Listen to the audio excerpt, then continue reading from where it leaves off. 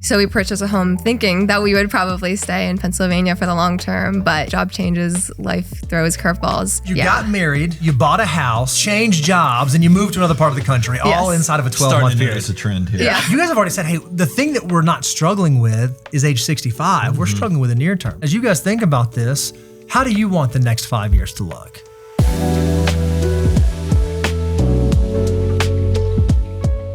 My name's Daniel. My name's Lindsay, We're 25 years old. and we live in Boston. Welcome to Making a Millionaire. We're originally from Pennsylvania. We both grew up about an hour outside Philly, then met in college in Philadelphia, got married a year later, bought a house in PA, and then I got a new job, and Daniel had to ride along with me up to Boston. Tell us what each of you do for a living. Brag a little bit about yourself. I'm an apparel designer doing activewear. Yeah, and I'm a structural engineer. Aren't those cool jobs? When I hear like apparel, athletic wear, athlete, that gets me super excited. I love it. That's awesome. And so it sounds like it was you had a job change, and that job change is what took you from Pennsylvania to Boston. How long had you guys been married before that happened? About a year when that happened. Wow. So you got married, you bought a house, you changed jobs, and you moved to another part of the country, all inside of a 12-month period. It's a trend here. Yes. Wow. You guys might be on the achievement track. Do y'all feel like, are y'all running mental checklist of all the things that you're trying to check off? I feel like we try not to. We might both have that tendency a little bit to lean that way, but don't want to be completely governed by that. Okay. Well, you guys have done a fantastic job because you've already mentioned that you're 25 years old, and you were so kind that you shared with us a net worth statement of where you guys are today. And we thought it'd be helpful to kind of look at that, to level set, to kind of give people an idea of where you are presently today. And then we're going to talk about, okay, well, if we know where we are today, where do we want to go? What are some of the things you guys are thinking through? And you can see here, you guys have done a fantastic job by 25 years old. I think a lot of people would look at this and be pretty envious of your situation. Right now, in cash and cash equivalents, you have about $64,000 saved up. How did you guys come up with that? Because let's see, you have an emergency fund, and then there's another thing called sinking fund. Walk us through. What's the thought process between those two different buckets? Yeah, so the emergency fund is the kind of 3 months to 6 months of cash just to have on hand that we would just kind of keep no matter where we're at. And then the sinking funds is a big combination of things. It's everything from a fund to buy a car in the future to other things we're saving up for, maintenance on our house, things like that. Haircuts. Haircuts. No haircuts. Oh, that's no, true. I cut his That's my hair, so that's not in the budget. Your haircuts. Your haircuts go into the sinking fund. Yes. Okay. It is a lot of things in there. And then it's also actually just some other money that is now kind of in CDs. It's for a future house purchase. Some things that we don't have invested right now just because the time horizon might be a little shorter, but is above and beyond even the sinking funds. Now, you say future house purchase. You already own a home, correct? Can you kind of walk us through that? So we purchased a home thinking that we would probably stay in Pennsylvania for the long term, but job changes, life throws curveballs. So we're thinking that we don't know exactly where we want to end up long term. It could be back near family in PA. It could be somewhere else. Even within Pennsylvania, our families are split between different towns. And so we're just not positive where we might want to end up in the future, if the home that we bought would be a place that's big enough for the family that we want to grow into, things like that we just anticipate could be a purchase in the future. What was the reasoning behind, or how did you guys decide, okay, we're not going to sell the house and move, we're going to keep it? How'd that go down? Many conversations, lots of advice from family and friends, realtors, different people like that. We ultimately decided that since we had bought it so recently, we didn't want to have to go through closing costs and finding a buyer so quickly. And it just really worked out that we had friends who were looking for an apartment to rent, and they were willing to rent from us. So we heard advice that, having reliable renters who would be taking care of our home would help it to be an asset that could continue to grow. Are they still interested in staying in the house, or is there a time certain that they want to move out? As of the next year, they're planning on staying, but we haven't discussed long-term plans with them. And I'll just add, also part of the decision to keep the house was looking into some things like capital gains tax and knowing that we would have had to pay that for owning it for such a short time. And just some of the other money considerations. We had just done some renovations pretty much right when we moved in, so we had sunk some money into it. Again, we really thought we were probably going to be there for a while, and life led us a different way, but so that was part of the decision as well. Do you feel like you have that figured out? Are you still trying to figure out what do we do with this house? Or is it, do you guys have a plan in place? Okay, we don't know anything else about that. We feel okay with where it's at right now, but we feel like we need some sort of plan moving into the future. Partially still because of capital gains taxes. I've looked into rules about like how long you have to live there in a certain period of time and some things like that might make a difference of like, should we move back for a time and live in that house for a little longer, something like that. It obviously depends on what life brings as well. And there's so much unknown in the next few years. But we do, and we still question sometimes whether we should have kept it. There have definitely been times where that's been like a big question mark. So we still go back and forth. We don't feel totally settled. You both kind of looked at each other and you said, there's been time. Did something happen? Was there a thing that made you question whether keeping it was the right choice? The day after we moved out of our house and then our friends moved into it, there was a big leak in the basement bathroom. There was like a $9,000 replacement to replace a piece of the sewage pipe that was going out to the street. Oh, gosh. So Dig we up were our wondering whole like, yard. where was this issue when we lived there and Oh, had the right insurance coverage and everything. So literally your friends move in, you guys move out, you're out of state now, and all of a sudden this leak happens. The joys of being a landlord, right? Yes. You hear people It's talk all the fast. time about like, oh, I'm going to have a rental property and I'm going to have someone else pay the mortgage, this beautiful thing. But sometimes like unknown things happen, right? Out of curiosity, how'd you pay for the leak, the $9,000? Because you were able to do that. Did you have to go into debt or did you guys? No. Yeah, we had plenty of cash at that point in our emergency fund. And honestly, some like finance was shuffling a little bit. So it was kind of like, even after we paid that $9,000, we still had our full emergency fund and just kind of then got things set from there. Something you keep saying, I just wanted to get a little clarification on, is the capital gains. Now, if y'all lived in this house for a period of time, even if you moved for another job, and y'all definitely moved far enough away, that there's a proration of the tax-free gain. Did y'all look into that rule at all to see how that would apply to you? No. Okay. I guess it was my understanding. I didn't look a ton into this, but I thought that it was something about like you have to live there for 2 of the last 5 years in order to not pay capital gains, but I didn't know anything about. But like, there is a little asterisk. Okay. That if something, because the government's somewhat reasonable, that if you have to move for a job and they have a distance test, they have these things you have to go through the checklist on. But for a lot of times, you can then take for a married couple, it's $500,000, and depending on how many months you lived in it, you could prorate the gain. And more than likely, y'all wouldn't have had that much of a gain if you had any after all the transaction costs. I only bring this up is because you said something that intrigued me. Is because when I was doing the research for the show, I was like, I wonder if they'd be willing to go move back into the place for a month or two, because your biggest hang up is going to be you have to live in it 2 of the last 5 years. And I don't know, y'all have only been moved away for a year, so you're still within the 5-year window. Yeah, certainly. But you could definitely do some planning and work with your tax professional. We're not giving professional tax advice, but I just know that there's some avenues or some angles that you might actually qualify for more if you just needed another way to even think about the decision. Now, we're not saying to sell it though, because if you have great tenants and the place is appreciating, I mean, that might not be the perfect answer, but I just wanted you to know all the variables so you knew exactly what you were dealing with. And it sounds like there's some question around, okay, how should we think about the house? But before we dive into that, I want to keep going through the net worth statement, because I think we just stopped at cash. I think that's as far as we got. When we look at your investments, you guys have done a great job of building up liquid investments at such an early age. You both have health savings accounts. Daniel, yours has about $4,700 in it. Lindsay, yours has a little over $3,000. You both have Roth IRAs. Daniel, yours is at almost $24,000. Lindsay, yours is at almost $14,000. And you both have 401ks. Daniel, yours is at a little over $6,000, and Lindsay, yours is almost $15,000. So when I see, okay, I've got HSAs, I've got Roth IRAs, I've got 401ks, I've got cash, where are you in the financial order of operation? First of all, are you familiar with the financial order of operations? This is the thing that you've heard of, right? It's this 9-step process of what to do with your next dollar. We've literally written the book on it.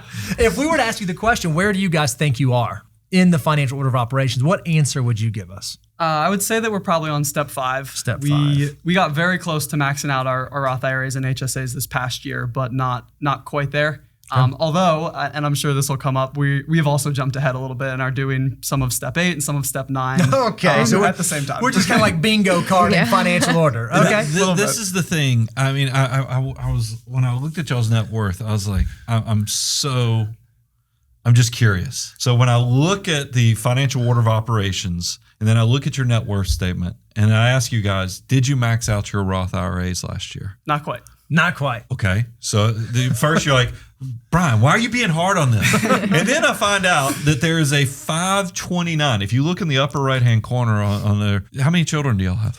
Or just 0. realize how old they are. How old are your kids? We have no 0. kids. No kids. So what are we doing? I mean, seriously, what are we doing? I mean, my favorite investment account is tax-free. Y'all are 25 years old. Every dollar you put to work is going to be multiplied 40 times over. How in the world do we not max out the Roth IRA? And then somebody, I don't know, y'all can tell on each other. One of you said, I got a great idea.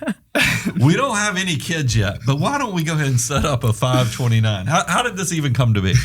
Well, we affectionately have a future child that we call Timmy, and Timmy is representative of just our future children that we want to support in college. And so, Timmy, you already started saving. So it kind of exists. Okay, awesome. hearts. That's a thing. That's an idea. Okay, We're obviously going to want to come back to this and really hone in on how do you avoid the Roth maximization for Timmy. What are you going to do when the first child's actually a daughter? I mean, is it still Figure Timmy? it out. No. Okay, so we'll come back to that. Okay. So you've kind of bounced around. You have your primary home. You said you just bought it a couple of years ago. It's worth about $350,000 presently. You have the 529 for Timmy that we just uncovered, and then you do have a mortgage on the home. You didn't do the air quote. Timmy. Yeah, Sorry, it's not actually. It's not a real Timmy yet. And then you have the mortgage. You owe about $240,000. And the rate on that is about 5.875%. So when we add all this up, at 25 years old, you guys have a net worth of almost $241,000.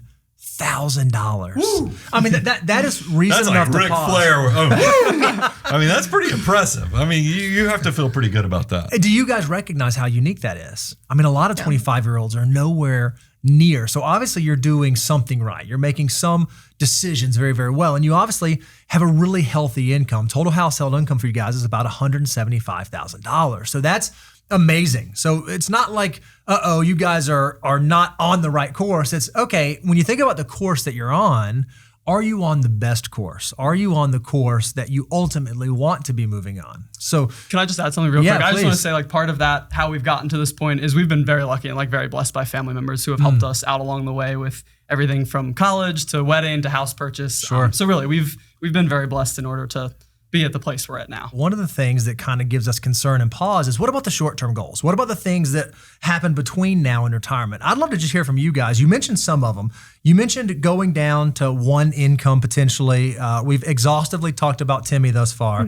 What are some of the other short-term goals that you have? Or what are some of the things that give you guys pause or anxiety or things you think might be difficult for you to achieve in the short to intermediate term? I think the biggest things are the college for kids. That's not super short term, obviously, and still theoretical, but At least 18 years. Yes. At least 18 years from where we presently sit. I have to ask, did either one of y'all go to get any scholarships when you went to college? yeah. I mean, I imagine your children, just with the way y'all are wired as parents and stuff, I bet they're going to do all right too.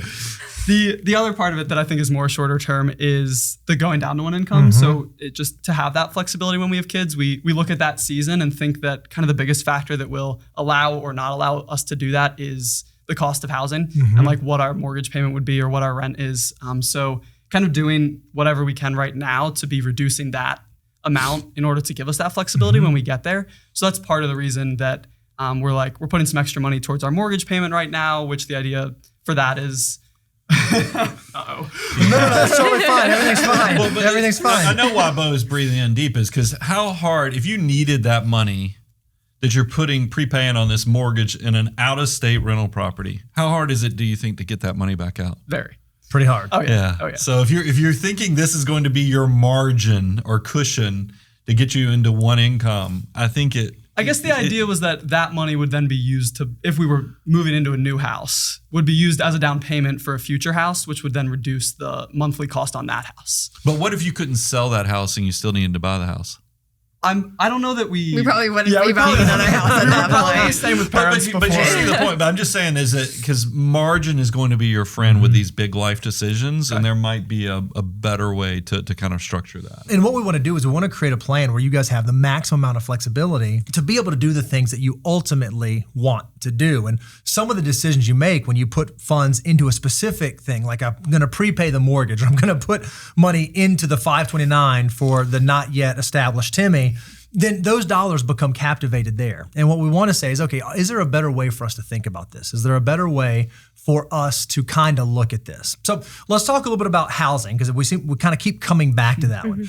For our audience, so that they can kind of understand, walk us through right now, when we think about your current mortgage payment, how much is your current mortgage payment? And then how much rent do you have coming in?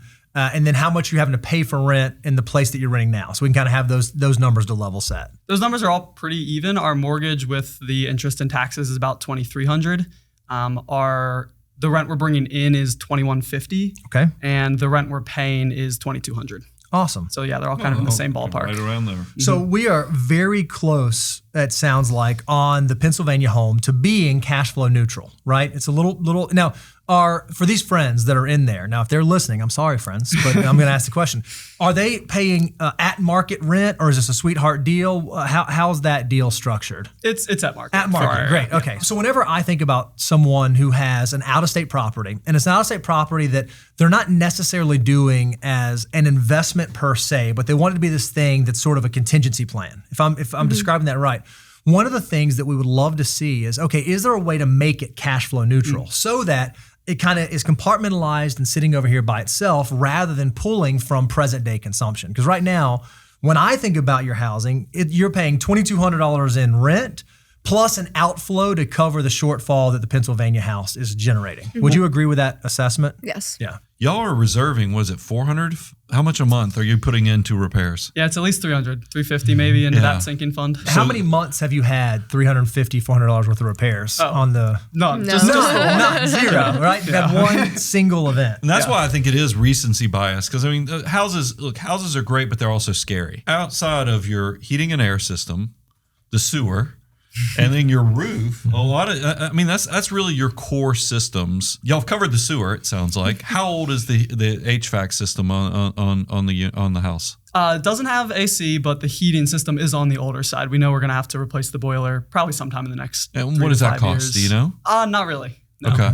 Yeah, several thousand is the number I have in my head, but that's rough. That's a pretty easy thing to figure out. Some quick AI or Google research, or even just calling a local technician to ask them, hey, what would it cost to replace a boiler? And that way you at least know the number you're shooting for. Because it seems to us, when we looked at, because you were it was so helpful that you sent us your sinking fund breakdown. When it comes to cash management, we'd like for you to have an emergency fund where you keep 3 to 6 months of living expenses compartmentalized. And then some people like to use a sinking fund because they know they have short to intermediate term goals coming up. Hey, I know I'm going to have to replace the car, or I know I'm going to have this vacation, or I know I'm going to. But it's interesting, when we look at your sinking fund, there are a lot of different buckets here. Kind of walk us through these and how you guys are thinking about this excess cash. I get the haircut comment now. Yeah, so essentially this was a catch-all for all the expenses that aren't monthly expenses. So that's why something like haircut or clothing ended up its way on there. That's not Sewing. Yeah, the sewing money. That's not something we can predictably allocate every month. So Sure. it just ends up in a sinking fund where it's Okay. like a smaller amount that goes in there every month, and we have it to like spend down. And then there's the bigger categories of a future car down the road, wanting to have money for that. The car maintenance, same thing. Just you get hit with several $100s here and there, but not every month. And then the house maintenance as well. Just thinking to have that for big expenses. The escrow is actually because we pay the taxes and insurance out of our pocket now. Like, it's not part of our mortgage, so that's why that's there. But then the smaller things are just kind of miscellaneous things sprinkled in there, I guess. Allowing us to spend freely and Right, with so like I liberty. imagine this Yeah. is sort of guilt relief, right? Hey, if we Little bit, have this, so I don't feel guilty when we spend it. Well, let me ask you a question. If I were to ask you what your monthly burn rate is, based on your current, because budgets are so unique to every person, every couple does it a little bit differently. So when I ask you guys, what's your monthly burn rate? What would your answer to that question be? 73.27. But who's counting exactly, right? So, okay. Study up. So if our monthly burn is about $7,500 a month, and we would say, okay, you're a 2-income household where you both earn about the same, you don't have any other dependents counting on you, you could reasonably argue that 3 months would be an appropriate emergency fund for you guys. Mm-hmm. In your minds, instead of thinking through all of these different like sinking funds and contingencies for all these different things, what if we just increased the monthly cover to 4 months or 5 months? And we know that what those additional months are going to do are cover some of these other costs. Because what it looks like is happening is you have a bunch of different contingencies that are likely not going to all happen at once. I mean, you've already said right now you have $8,700 in your rental maintenance budget and you're adding to that every month. Waiting for the sewer line to break again. And you just had that happen, right? Yeah. So it seems to me that it might be practical or prudent. Instead of having 3 months of living expenses, you could have 5 months or 6 months of living expenses. Then you know what your true cash exposure is. Because what I worry about with you guys, and we see this with clients all the time, is that we compartmentalize this cash, and what we end up doing is being way, way, way cash heavy. Where instead of having our money actually working for us, doing the things to help us move our financial circumstance along, we're way overly conservative and we're way cash heavy. And I think for a 25-year-old couple at your stage, you probably are a little bit more cash heavy than you have to be. Okay. Especially when you didn't max out the Roth IRA. Especially when you did not. Because I Let know you said it was only $1,000, but in my book, I detailed how I went back and calculated what every year that I didn't get like the full maximum Roth, it was only $10,000 total. But I calculated it out, and it turns out to be the equivalent of close to $400,000 by the time I'm retired. So those little decisions of here and there, because it's tax free. So I'm not going to let that go, because I think that you'll have the cash. It's not like you had to, you were in this squeeze of life to where you had to make this sacrifice, and the Roth was the thing that you just, out of your shaking hands, you just couldn't do it. Y'all actually had it sitting in your sewing and your hair budget. Nobody's taking anything away from you. But it's just that you have way too much cash when you're not maximizing some of these investment goals that should be prioritized earlier. You guys laid out for us how you currently think about your saving. Like when we think about how we're deploying our paychecks every single month, you put together for us your saving strategy. And this is what it looks like. Now, every month you have about $360 go into your HSAs. You have about almost $1,100 going into your 401ks because you have match and you're doing enough to get the maximum match available. You have about $900 a month going into your Roth IRA. So not maxing them out, but you still are contributing there. But then we have $400 a month going to the 529 that we've already established. Perhaps if we're following the financial order of operations, is a little out of whack. That's like a step 8 when we haven't even fully done step 5 yet. I thought about giving it a Family Feud. I just did not like it. Did not like it. And then we have the home equity, which that's part of that is for the down. You have a down payment fund for a future house that you said you would own. You said you'd only buy the next house if you sold the current house. And if you sold the current house, you have equity in that house for a down payment. But you're also building another down payment fund to go on top. And they're sending extra money, like $400 or $500 a month towards the mortgage. That's built into that. And you're putting both of those. So this is like an additional down payment fund, an additional equity fund. And it's not like your mortgage is super low interest, but it ain't exactly high interest, right? So when we think about your savings rate, where you guys are, we would call it 16% because we know that, prepaying the mortgage as well as 5 to 9, that's like 8 and 9. That does not go into my savings rate. If we were going to improve upon this, like if we were going to think about truly letting your dollars maximize their potential for you with every decision you make, we put together a different savings plan that we think could potentially make sense for you guys. Rather than on your HSAs, not maxing those out, what if we did $713 every month to get those to fully max out? 401ks, leave those the same, get the employer match that you're getting, but now get the Roth IRAs maxed out. Instead of $900 every month, have $1,167 going across both of those and you'll max them out.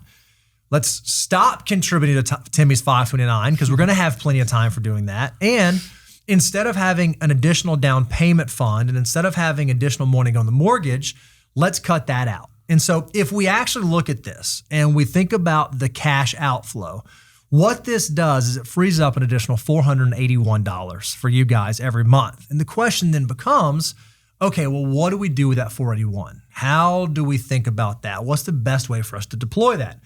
We could obviously look at the financial order of operations and we could say, okay, we're maxing Roth and we're maxing HSA. And so the natural next step would be, let's just dump that into our 401k.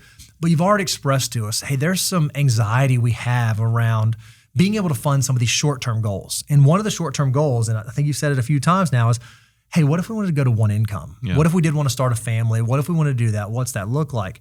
Well, one of the things that we think would likely be necessary for you to go to one income is you have to figure out how to compartmentalize that Pennsylvania house over on its own, right? So that way it's not actually pulling away from current living expenses, from current cash flow. It kind of self-sustaining, because you already let us know that the rent you have coming in doesn't quite cover the mortgage. Especially when you take into account the maintenance budgets. That's right. And other stuff. So what we thought would be interesting is to walk you through a few different ways that we could think about making that cash flow neutral, or maybe even cash flow positive. And as we were kind of spitballing this, we think there's really three ways we could potentially do this. The first is you can just increase rent over time. If the rent that you have coming in has a natural cost of living adjustment where it goes up by 3 or 4% annually, naturally that's going to move you into a place where it's going to become cash flow neutral, cash flow positive. So first question, does the lease that you have with your friends have automatic rent adjustments built into it? No, we manually negotiated that with them. Okay, so is that something, are they just 1 year at a time doing that lease? Okay, yeah. Great. Do you guys have any desire to do a longer term lease where it would be something where you rent to them for 3 years or 5 years,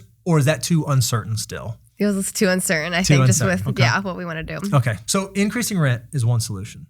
The next solution, and we all love this one, is you could potentially consider refinancing your mortgage, right? We know that your mortgage right now was, what was it, 5.875? Is that the number? Ideal time to refinance. Rates likely right now are not a whole lot lower, but that doesn't mean that rates might not go lower in the future. I mean, we know that historically interest rates kind of go up and down, and we're probably still sort of more towards the higher range right now. And we said, okay, well, what if rates did change? What if something happened economically that allowed them to fall and you had the opportunity to refinance? Look at what happens to your payment. We know that right now, if we just factor in your principal and interest, your current mortgage payment is $1,666 a month. And that's at 5.875%. Well, if you were to refinance now, and let's just say that 5% was the prevailing rate now, well, just doing that and continuing to pay your mortgage on the same timeline, so not recasting it another 30 years, would drop your payment from $1,666 down to $1,286. Wow. That's pretty exciting, right? Yeah. But maybe rates don't fall just yet. Maybe it takes some time for rates to get down there. But in the future, and let's say 5 years, that's just sort of an arbitrary number that we're using. What if even in 5 years you could potentially refinance? Well, obviously your mortgage will have continued to be paid down, but at that point in time, you could refinance to 5% and your mortgage payment goes from $1,666 to a little under $1,100 a month. Well, if you have $2,100 coming in and your mortgage is only $1,100, that's a pretty great spot to be in. The question you have to ask yourself is, okay, well, when are we thinking about wanting to start the family and go to one income and those sort of things? But here are some options you have. We also did the math on how it changes if you were to have a 4.5% refinance option. Now, the thing that is unfortunate about refinancing is we don't get to control when rates change. I mean, I think we're all hopeful that rates will come down to provide people who recently bought an opportunity, but it's not guaranteed. It's not something you can bank on. So we said, okay, well, what is something that you likely could influence? What is a strategy that you could potentially deploy to try to get the Pennsylvania house to be cash flow neutral? And one of the things we came at was potentially looking at some sort of mortgage recast. Now, do you guys know what a mortgage recast is? Not really, no. Awesome, great, perfect. All right. So we put together sort of a theoretical example. You know, we borrow money and we pay out a mortgage over like a 30-year time period, right? And they calculate at the beginning of the mortgage what that mortgage payment's gonna be in order for us to pay it off in 30 years.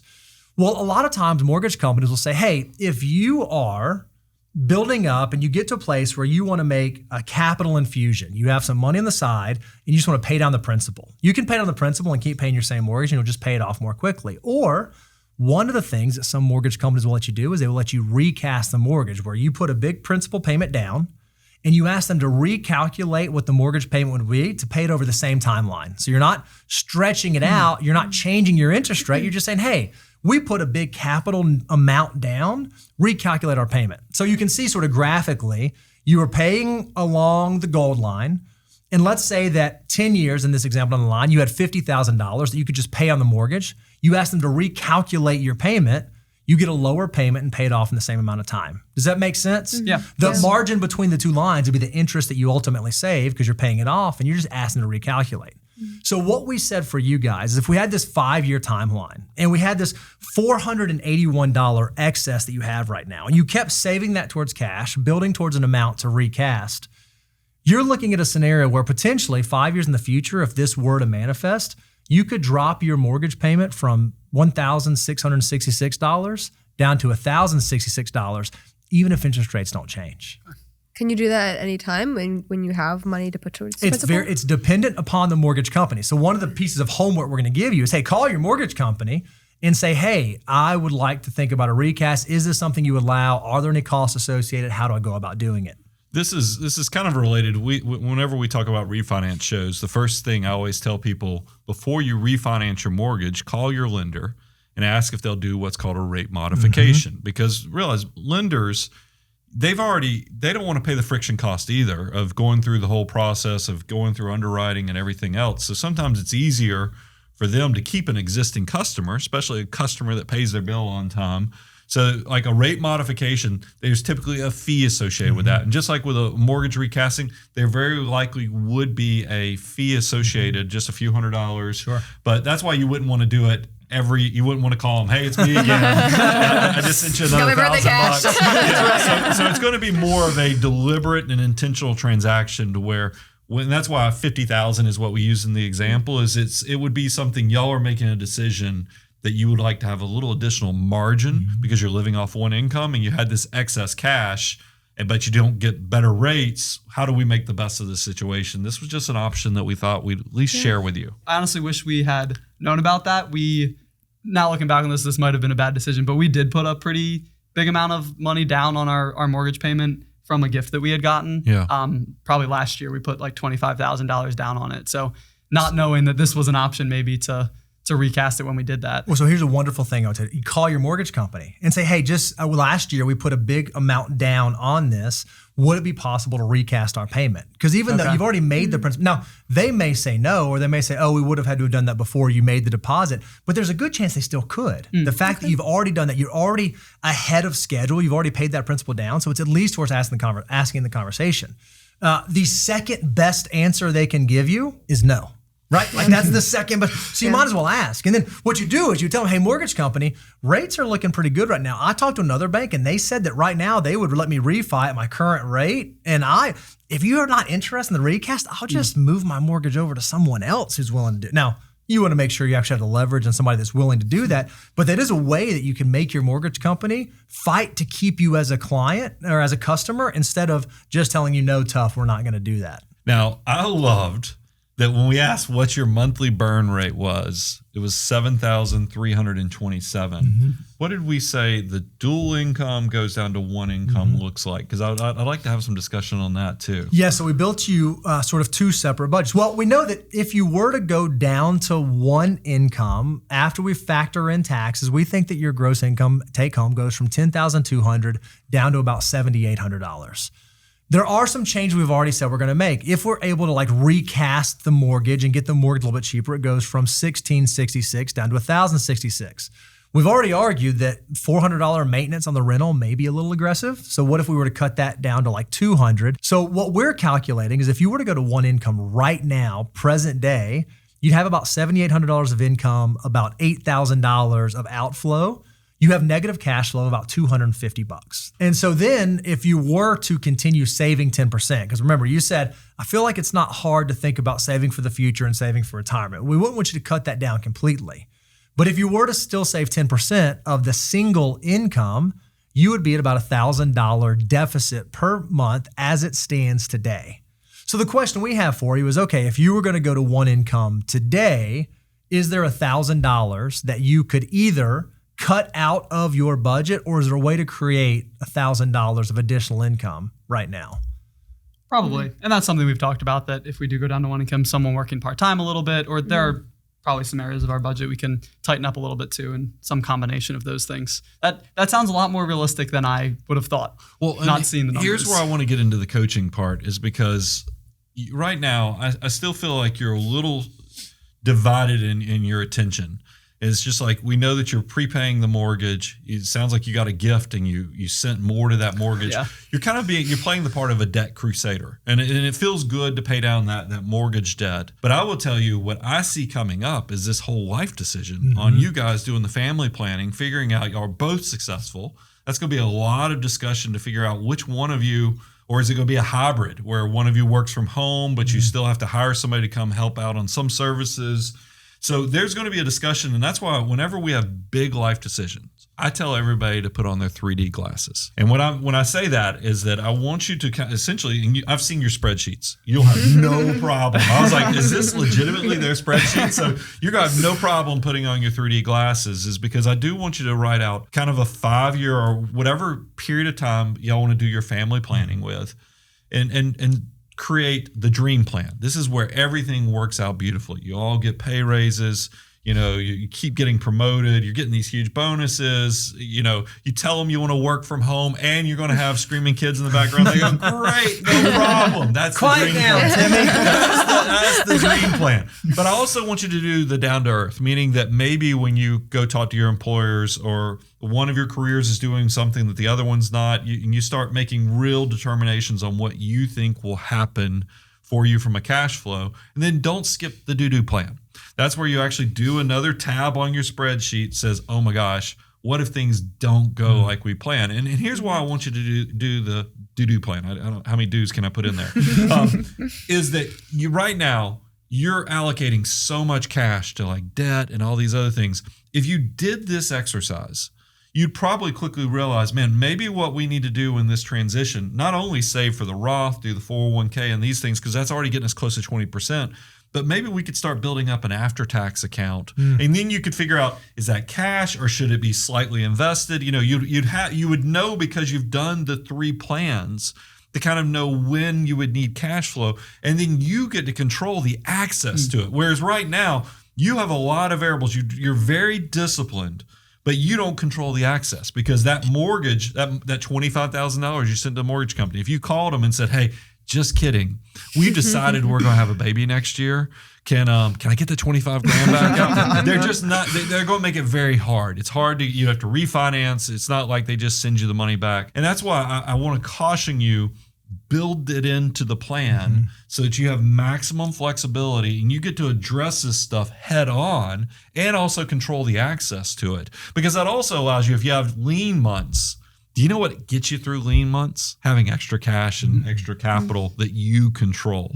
And that's what's going to get you through this. Y'all are so successful, but it's just these little nitpick things that I think would really improve your plan, and also take down the stress level. Kids are already going to be stressful. This is going to give you all just maximum flexibility so that you hit that and it doesn't even feel like a speed bump to you. It's interesting. One of the things, a lot of times we'll show people a projection. Hey, if you do the things that we're recommending, this is what age 65 will look like for you. This is what financial independence.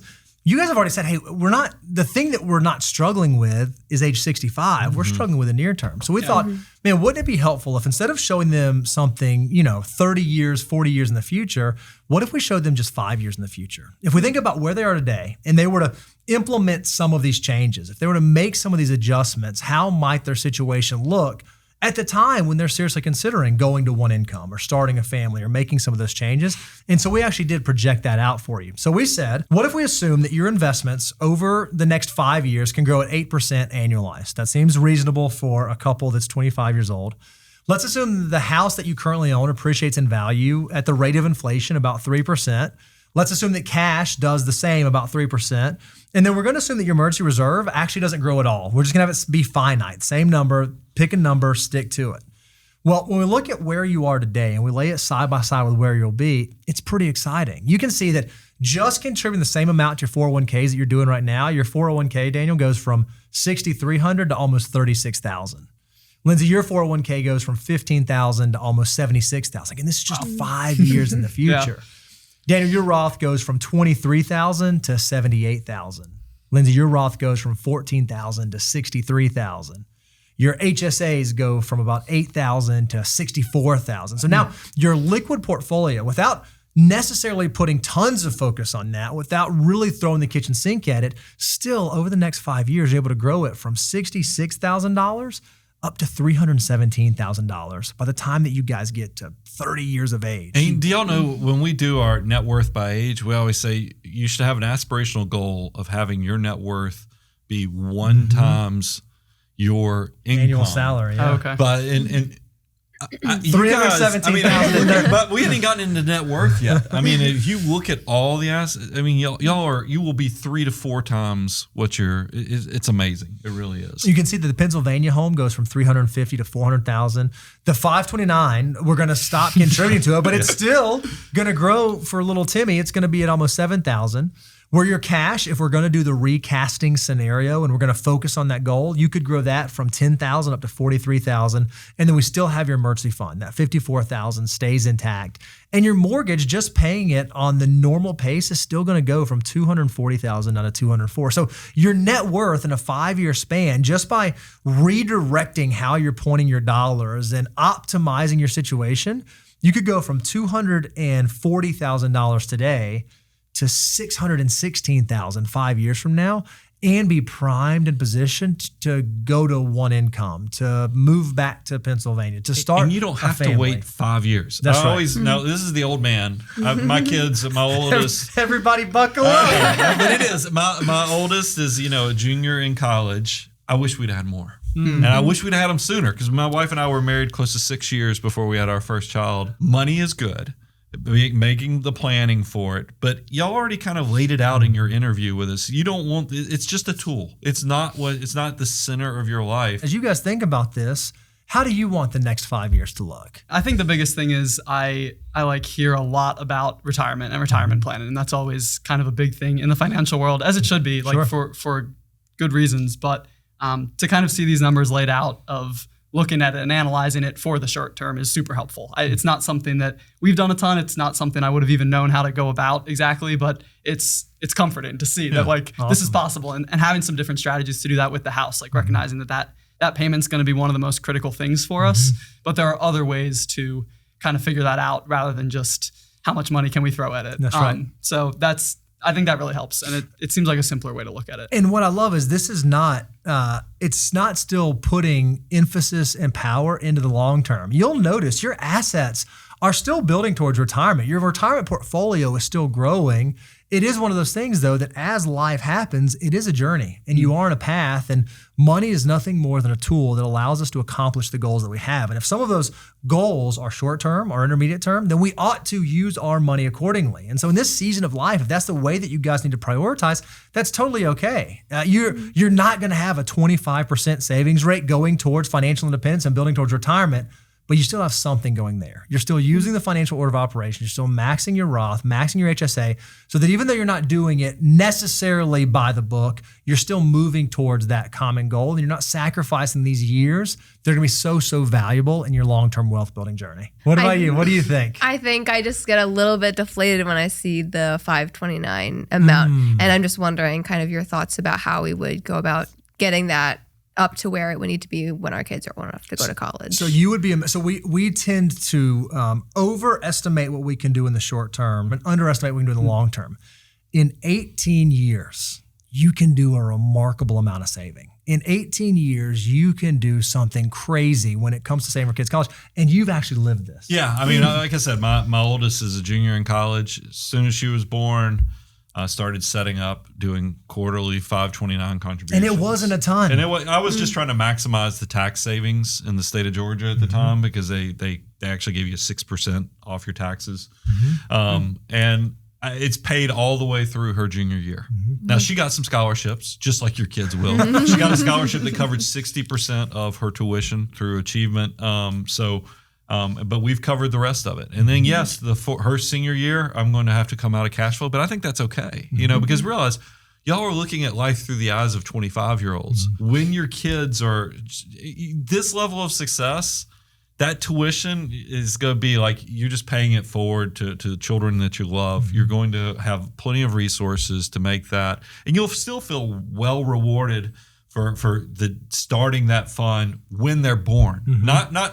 Now, look, you might already have the gap covered just because Timmy He's already got a fund set up before Timmy's even on the planet yet. But it's but I just tell you that's one of those worries that I think is going to fix itself. Be deliberate and active, but also know that your children will probably qualify for some scholarships. You're going to set up these automatic investment plans, and the money will be there. Because that same discipline that's built you guys up to $250,000 at 25 is going to be the same discipline that's going to have college waiting for them and any other financial goals that y'all desire to conquer. We definitely need the perspective, so appreciate that. So before I give you the homework, what questions do you have for us? What else can we answer that might be valuable for you guys? This is a bit of a miscellaneous question about budgeting, but it ties in with, as we're setting that up for the future. We've had some tension about how to budget in terms of, not between the two of us, but just between two. I was like, oh, this is about to be good. We've had some tension. I don't even know. News to her. Between the idea of budgeting for what we see in a normal month, and that's kind of how we have our budget set up right now. It's for 2 paychecks, which is we get paid bi-weekly. So that's normally what we see, but that actually leaves 2 paychecks a year out of the budget. So there's this extra chunk of money. And like this past year, we used that to, honestly, most of it to put into our end of the year HSA and 401ks or Roth IRAs to get them closer to the max. But it's just a question of, should we be budgeting on the actual amount that we see, like our annual income divided by 12, or what we see in a normal month, just those 2 paychecks? I think the safest way is you budget on the base. Like you budget on what you actually see. So if you know you're going to have X amount coming in this 2 weeks, you budget based on how much is going to flow out in that 2 weeks. Or do it over a month because it's a little bit easier to think about 12. But I would base it on that. And then what happens is as you have those additional paychecks that weren't accounted from come in, that is where you can do some of the other miscellaneous stuff. Hey, I didn't quite get the Roth maxed out. I'll do that. Or hey, now instead of having a sinking fund that I built every month, I've got this one extra paycheck. That's going to be what we're going to go on our trip with, or that's going to be how I'm going to fund this goal. Because if you can make life work on the base, when that additional income comes in, it's just gravy. And you don't have to have any guilt about using that for the things you actually want to use it for. I look at your expenses as like monthly things. And then, of course, you've got your one-offs like the property taxes, but you're already putting that in a sink fund. But then when you think about saving for your retirement, you're getting 26 pay periods. You think about that in the terms of the percentage, and then what that turns out to be on an annual basis. So you can do both. Believe me, I've seen your spreadsheets. You are multifaceted, talented. And so you can look at your expenses more on the, what do we need to do monthly or quarterly, depending upon how these things hit. But then on the income, meaning saving side of it, it's okay to think about it in those 26 pay periods and then plan accordingly as a percentage. Okay. Does that help? Do you do everything on? We noticed you did everything on a spreadsheet. Any reason why you don't use some sort of software or some sort of tracking app? Biggest thing is we don't want to pay for anything. We're frugal. Frugal. I also enjoy doing it every month, and then it's something like we can talk about after I run through everything, like how do we do this month, where should we adjust, and do you find that you guys actually adjust? Like if you go over in a category budgeting, do you actually switch your behavior moving forward, or you just say, oh, we went over, and then you move on? It's a good question. More mentally noted, I think. Yeah, I think that's a good point. We don't do anything super concrete. Y'all are more tracking than fully budgeting. Probably. Yeah. That's fair. Yeah. Well, it seems like you're doing okay. I'm not going to pick on you. I would even encourage, I think down the road, you guys could graduate to what we call a money management plan. The cash management plan. Because I don't like to budget anymore. I mean, once your income gets to a level and you can automatically set up where I call it forced scarcity, where all the money's going in the places it's supposed to so that you've checked the box, then what's left over you can spend with reckless abandonment and not feel guilty about it. No, seriously, because that's what the whole forced scarcity is if you ever feel like you get a pay raise or something, or you get a bonus, you can always allocate more towards the automatic bucket. But then what's left is for expanding lifestyle or going on trips and making memories and doing all the cool stuff, so you don't have regrets when you get to be older. As we're thinking about how our money is invested in those retirement accounts, right now we have most of it in target retirement funds or like index funds. I'm wondering, is that what you'd recommend? Is there a different way you'd allocate that, and how would that change moving forward? I mean, I noticed like you're in the vanguard. I mean, way out there, and that's probably, it's done really well. So I mean, I think in the beginning, for sure, because what we like about index target retirement funds, and that's the key thing, is are they index, meaning super low cost? Yours is in Vanguard. And all you have to do is think about how much can I save and when do I need it? Because your savings rate is so much more powerful than really anything else. If I got into the minutia of the asset allocation, and they're doing all that for you automatically. Now, look, once y'all are going to get there really quick. Probably about the time you're 30. Sure. You guys are going to be getting close to that 6 to 7 figure mark. Well, then, yeah, asset allocation starts making a lot more sense. But since these are retirement accounts, you can change asset allocations without tax impact, without any problem whatsoever in those retirement accounts. We'd rather you focus on the things that have the largest impact on your financial life. And that's going to be budgeting and where your dollars are going and how much you're saving and what bucket you're saving to efficiently. It's going to be way more valuable than trying to tweak the assets. The target retirement funds are going to be good enough to get you from where you are now to the next stage you ultimately want to be at. Okay. All right, here's your homework. You ready? Yes. All right, first thing I wrote down is we got to fix the foo. You guys were kind of like going along, and then you kind of like went scatter play. Foolish. We want you to be in straight foo. So what fixing the foo is going to mean is going to be maxing out your Roth IRA. It's going to be maxing out your HSA. It's going to probably mean cutting off the 529. And it's probably going to mean cutting off the prepaying on the mortgage and thinking about, okay, we're building those dollars towards some other common goal. Another thing that we want you to do is we want you to call your mortgage company and ask them, hey, what options are available to us if we want to recast our payment? Is it something we can already do since we've made a large capital infusion, or is it something we can do in the future if we want to make an additional capital infusion? And what would that look like? What are the costs? The other thing we want you to do is we want you to talk about your timeline. All right, we got this plan. We know what 5 years could look like. When do we actually think we want to do that? When do we want to go to one income? When do we want to potentially move back to Pennsylvania? When do we want to start a family? What's that look like? And we want you to look at that through the 3D glasses. What's the dream plan? What's the down to earth plan? And then what's the doo-doo plan? And then plan accordingly. And then the last thing I have on here is get excited that you are and are going to be able to continue building your great, big, beautiful tomorrow. You guys are in Thankfully. an amazing spot, and I think it's only going to keep getting sweeter and sweeter and sweeter and sweeter. Y'all are doing awesome. Thank you. Yeah, this was a lot of fun because I saw so much potential. Y'all already crushing it. I just want to make sure you're taking in deep breaths, enjoy each phase of your life, which it sounds like you are. So, but just don't put so much pressure on yourself because a lot of this stuff is just going to build itself based upon your good discipline and your good decision making. Awesome. Thank you. Thank you. Bo, if others wanted to find out how they could also come on Making a Millionaire, what should they do? That's right. If you would like to be on Making a Millionaire, you can go to moneyguy.com/apply. Or if you want to check out all of our free resources, you can go to moneyguy.com/resources. Guys, I'm your host, Brian Preston, Mr. Bo Hansen. Money Guy team, out. Making a Millionaire is hosted by Brian Preston and Bo Hansen. Brian and Bo are partners at Abound Wealth Management. Abound Wealth Management is a registered investment advisory firm regulated by the Securities and Exchange Commission in accordance and compliance with the securities laws and regulations. Abound Wealth Management does not render or offer to render personalized investment or tax advice through Making a Millionaire. The information provided is for informational purposes only, may not be suitable for all investors, and does not constitute financial, tax, investment, or legal advice. All investments involve a degree of risk, including the risk of loss. The guests featured on Making a Millionaire are not clients of Abound Wealth Management at the time of recording. Their participation should not be considered a testimonial or endorsement of Abound Wealth Management.